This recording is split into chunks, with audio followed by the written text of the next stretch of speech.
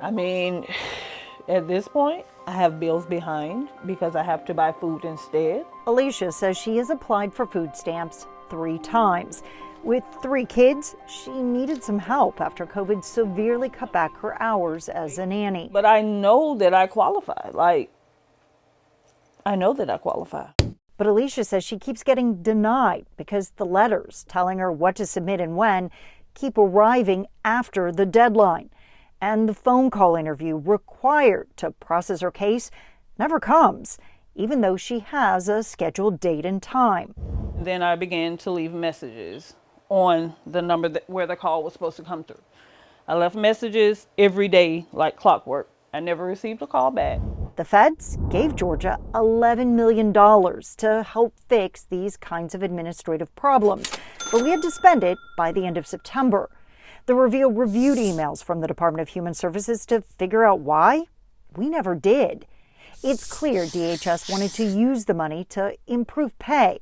Its workers were handling almost double the recommended caseload, and turnover was high. We know that caseload is a primary concern. That's Allison Denigan with the School of Social Work at UGA. She studies what motivates people to go into and stay on the job. Recruitment, it's a passion and a desire. That's what gets people in the door. And then pay and benefits are also a really important piece. To make the case, DHS made this chart showing Georgia's base pay for those processing food stamp applications was lower than any of the surrounding states. The rates that they're paying people aren't living wages. Alicia says she knows. She's clicked on the job postings herself. Hey, maybe I can get in there and then I won't need to. No, they're paying like $12, $13. Alicia says she can make a lot more than that as a nanny. DHS knows it too. That's why it recommended using part of the $11 million to offer bonuses or pay supplements to raise the base pay to about $32,000 a year to attract more skilled workers and encourage staff to stay. That, they hoped, would improve timeliness and accuracy. That's important because when the state doesn't process applications correctly, we get financially penalized.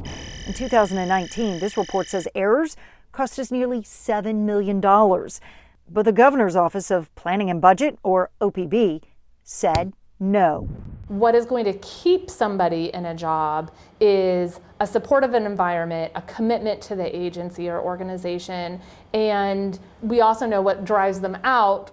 While staff retention may help caseloads, Denigan says a short-term pay hike probably wouldn't make much difference. When we asked OPB why it was opposed to bonuses, a spokesperson for the governor's office said the permissible uses did not provide for supplements or bonuses for employees. But the Reveal asked the federal agency offering up the money if bonuses were allowed, and it told us yes. And DHS got the same response in October after the deadline. But if that was the hang-up, it's unclear why they didn't just ask sooner, because South Carolina did, and their bonuses were approved. I went months and months just going to different places in my neighborhood that would give out food. Alicia doesn't know if bonuses would have made any difference for her case, but she knows firsthand something needs to change. Not knowing how I'm going to feed my kids. Sorry. And it's just very frustrating. The federal funding is being offered for 2 more years, and today we learn OPB has approved using some of that money to increase pay for some of the workers processing food stamp applications.